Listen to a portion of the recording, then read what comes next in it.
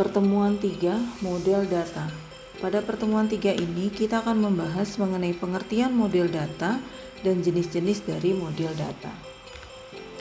Model data, pengertiannya adalah sekumpulan konsep untuk menerangkan data, hubungan antar data, makna data atau semantik, dan batasan data.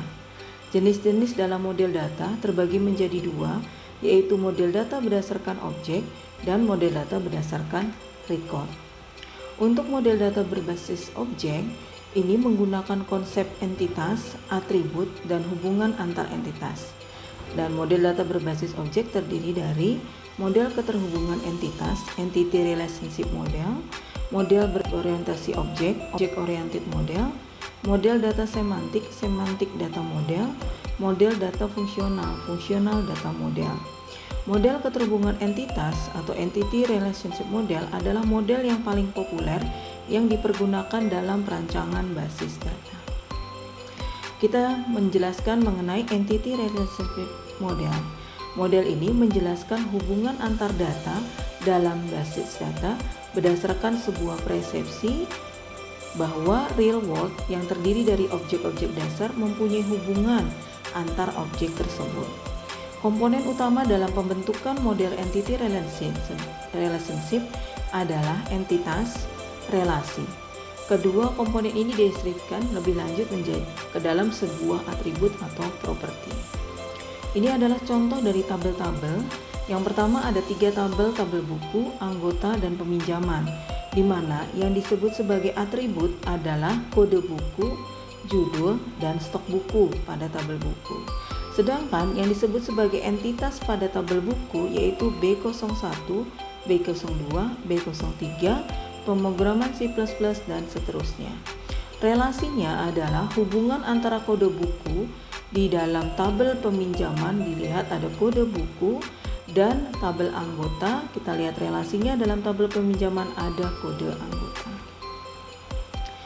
Dalam model entity relationship itu penggambarannya menggunakan sebuah simbol, yaitu ada simbol persegi panjang yang menyatakan himpunan entitas, diamond yang menunjukkan himpunan relasi, oval menunjukkan atribut, line digambarkan sebagai penghubung atau link. Dalam diagram IR, aturan yang terpenting adalah kardinalitas relasi atau mapping kardinalitas.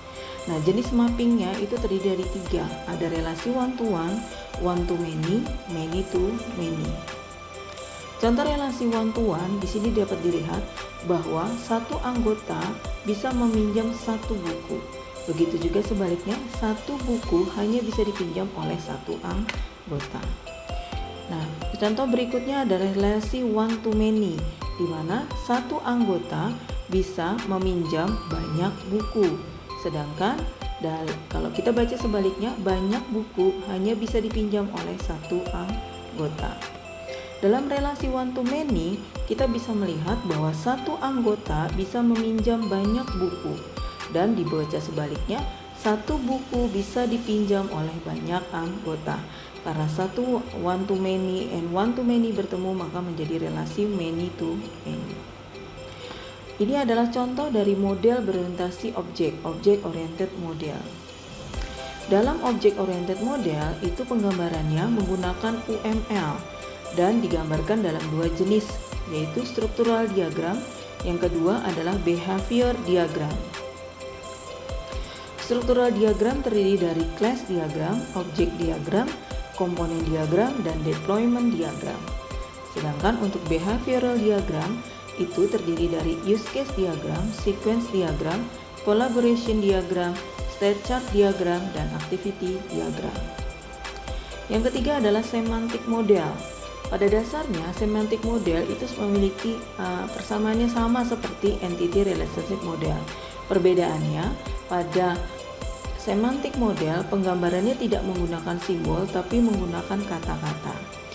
Untuk tanda-tanda yang digunakan dalam semantic model adalah garis tanda panah menunjukkan adanya relasi, garis tanpa tanda panah menunjukkan adanya atribut. Seperti contoh kasus yang digambarkan di sini, bahwa Surya adalah anggota dan anggota memiliki peminjaman.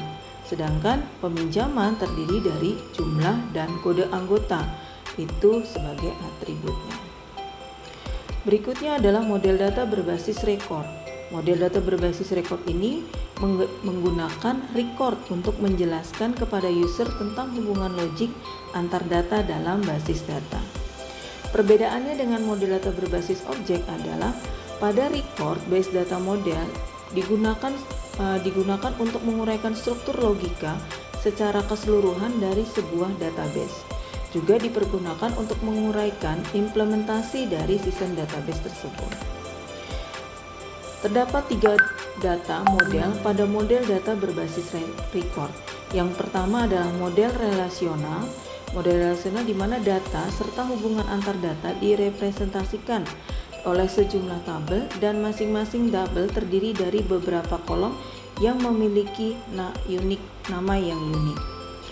Model ini didasarkan pada notasi teori himpunan atau set teori atau relation.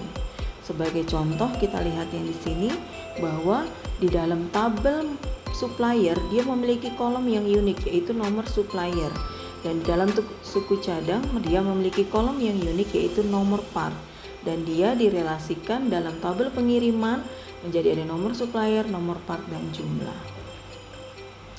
Model hierarki.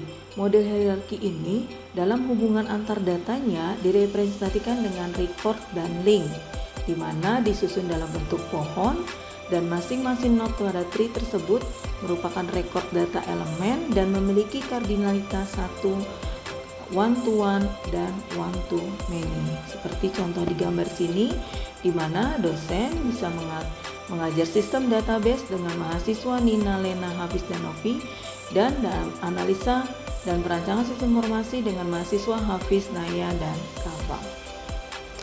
Model jaringan. Model jaringan ini distandarisasi pada tahun 1971 oleh Database Task Group dan disebut juga dengan model Conference on Data System Language. Gambarannya sama seperti model data hierarki.